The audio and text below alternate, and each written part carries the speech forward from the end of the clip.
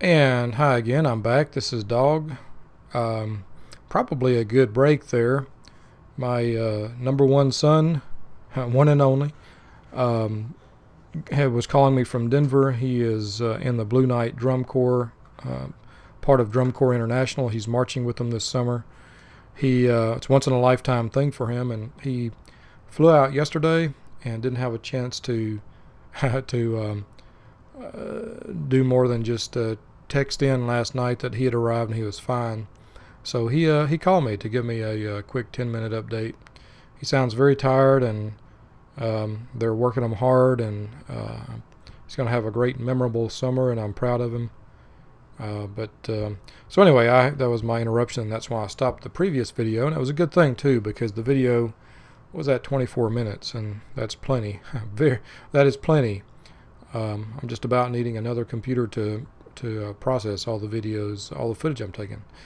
So also, I found when I was watching the playback of the prior video, my audio seemed to be about a good 5 seconds ahead of the video, which I don't understand.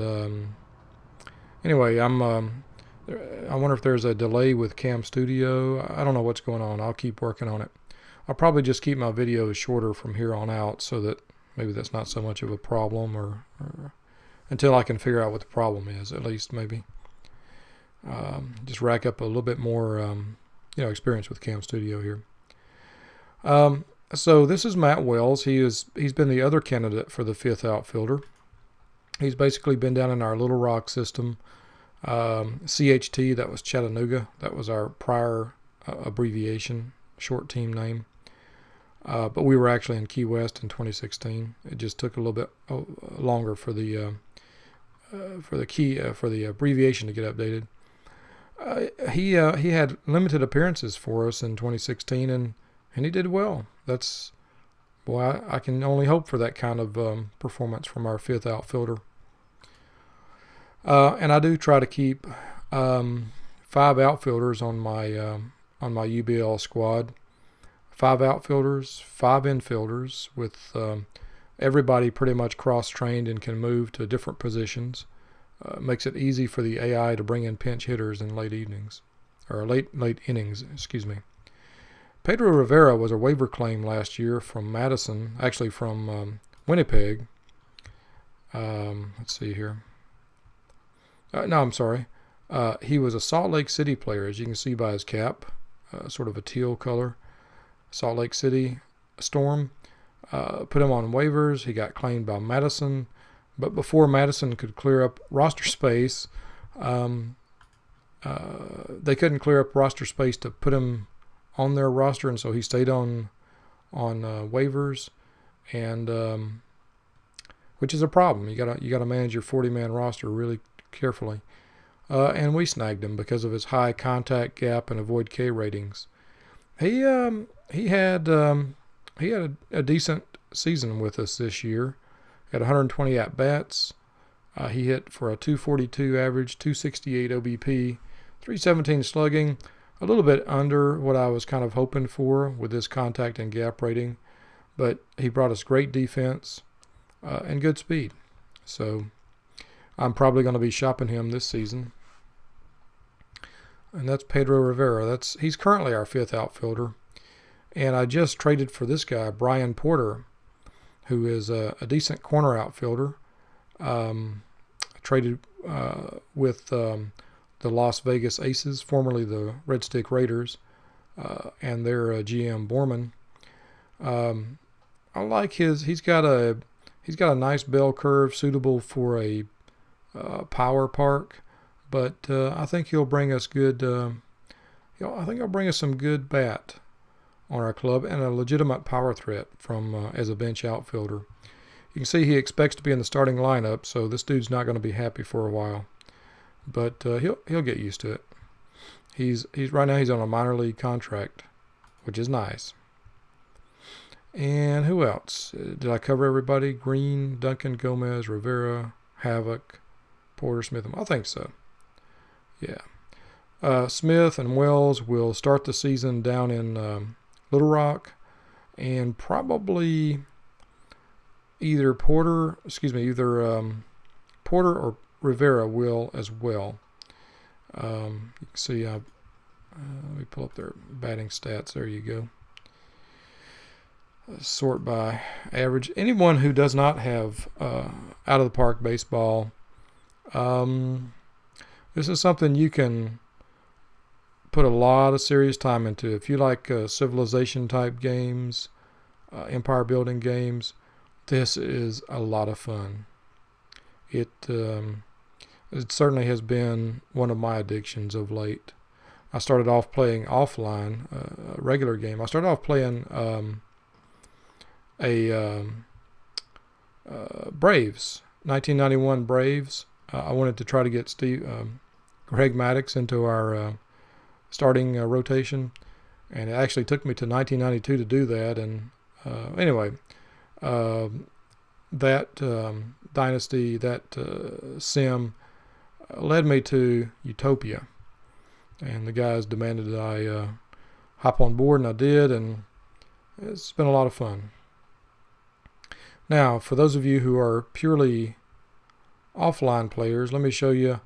When you play online in an online league, you go here, you go to your manager homepage, check for updated league files, and yes, I do want to upload Rogers Hornsby.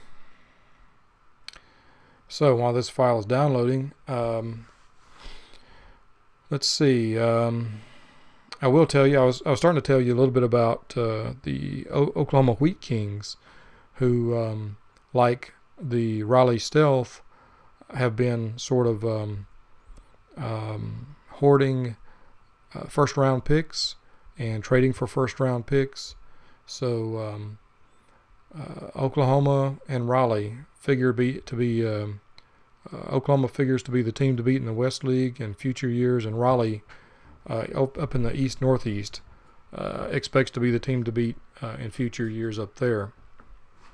I kind of have my doubts. Both clubs, because they tanked it and sold their assets, both intentionally and unintentionally, selling off their assets to get high draft picks, and then the time it takes to incubate those draft picks and get them onto the pro roster. Both of them have endured a lot of losing. Oklahoma could afford it because they actually won the UBL series, the UBLS championship. But Raleigh, really, I think Raleigh's putting themselves in a tough position. So that's just part of the risk that you take. You know, when you tank, either intentionally or unintentionally, and you kind of plan for the future, you lose a lot of your gait because people stop coming to the ballpark.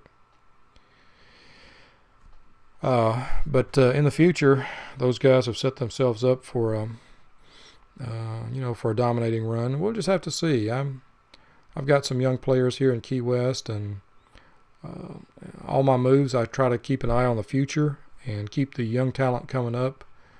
Some people tell me I have sold out my farm system, and I have traded a lot, and I've traded a lot of draft picks. We have international free agents in our league, and I found a few pretty darn good ones. And kind of my hope has been that those international free agents that my scout finds will keep the talent coming in. Pending offers. Well, let's see. Denny Hunt wants more money. I lowballed both these guys, and I've got a couple of minor league contracts out there. These guys are not going to be UBL starters, but I needed to replace and replenish my farm system with some leadership. So, yeah, Manny Ortiz, I offered him a 3-year contract at $2 million a year with a 3rd-year buyout. So I'm kind of curious what he's going to come back to me and say. Hunt, $8 million. I'm not going to offer him more than that. That's my limit. And probably by the time this video goes up, he'll have already been snapped up by somebody else because he's really good. Let's go check my messages. See if I have a message from one of these guys. Newsom, Thanks for the offer. It is fair, and unless someone else offers me a better deal, I'll sign with you. And Vinny, thanks for the offer. It's fair. Unless someone else offers me a better deal, I'll sign with you. Good. Good, good. You can see here, manager notes, that you can keep notes to yourself in game. I have no notes. I made a few notes to myself in my early days, but as I kind of gradually got my got myself together, I don't really use the in-game notes very much. I do. You can't see it, but I do keep a stack of post-it notes and just little pieces of notes on my desktop for things I need to be doing, watching out for. Let's go back to our home screen right quick. You can see I've talked a little bit about Louisville and their amazing run up through the can I find it here? Up through the division this year. Spring training this year was in April. Our season starts in May 1st, which is about to change. But you see Louisville, just eyeballing it, they had a so-so spring.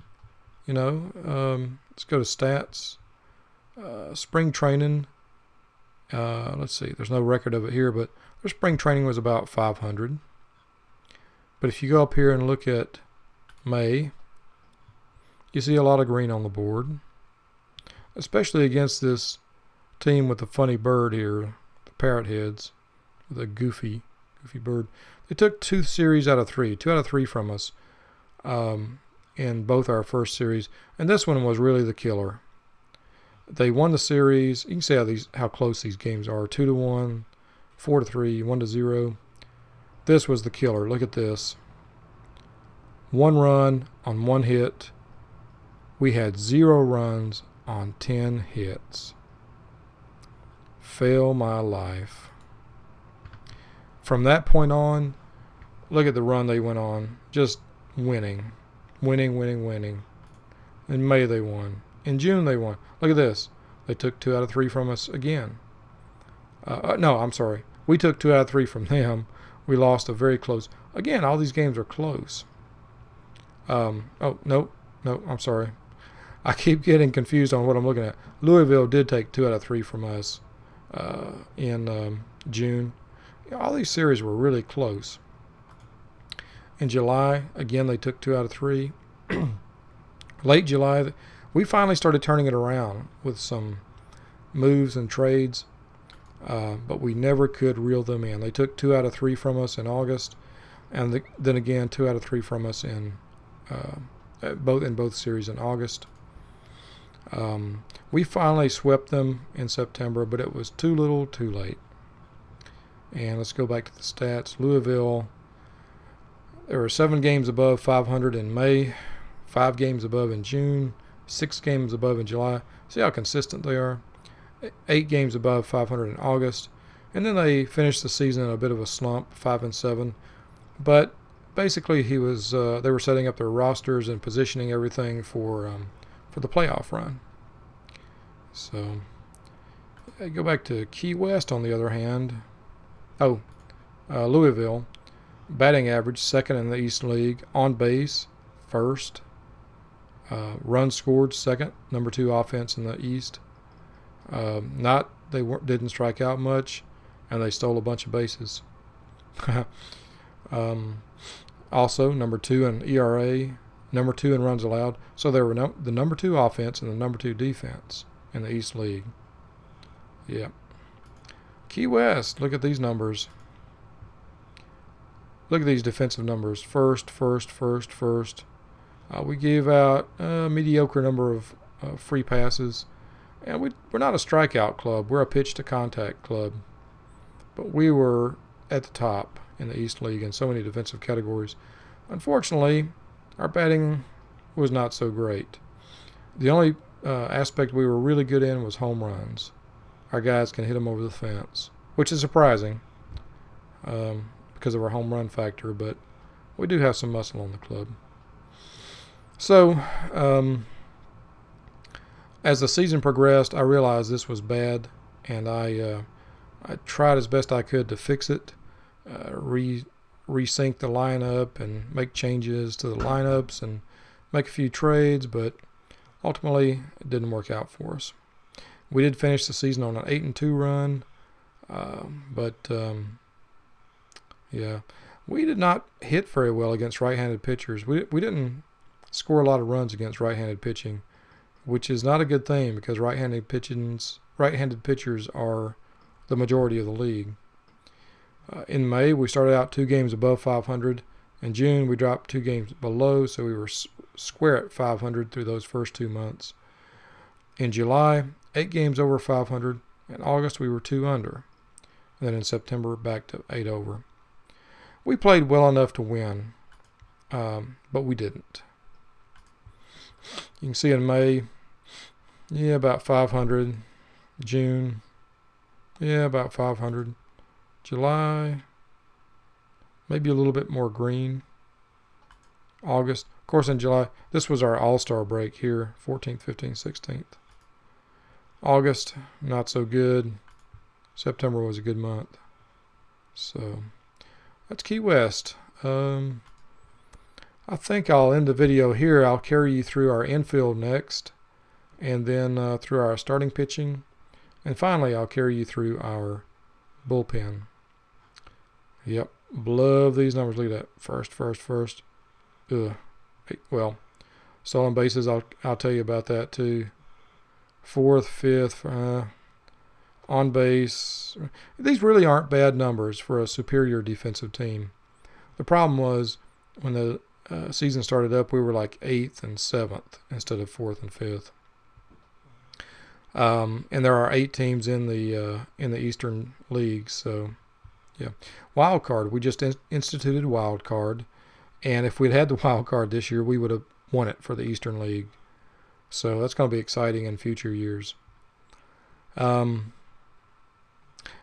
in stolen bases. I'll just say one word about that.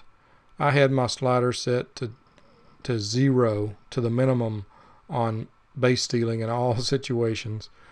You know, as I only had 1 or 2 guys with any speed at all. Roger Green and our 4th outfielder, Havoc Gonzalez, were the only guys on the team with any speed. Now that has changed over time. We acquired, well, not Rick Hamilton. Where is he at? Oh, he's down. Okay, well, we acquired Duck Hunter, Russ McLean, and he has speed. So, yeah, where'd he go? Come back here, Duck. Sort by position. Where you at, Duck? There you are. Yeah, the big Duck has some speed. And I'm hoping he brings some good stuff to our lineup. We need it. All right, guys. Well, I'm going to take a break here. Shave that stash, dude. 95% of mustaches look nasty. Shave it. Shave your head while you're at it. What's this black? Get color coordinated, man. Get color coordinated. All right, guys. I'll talk to you next time.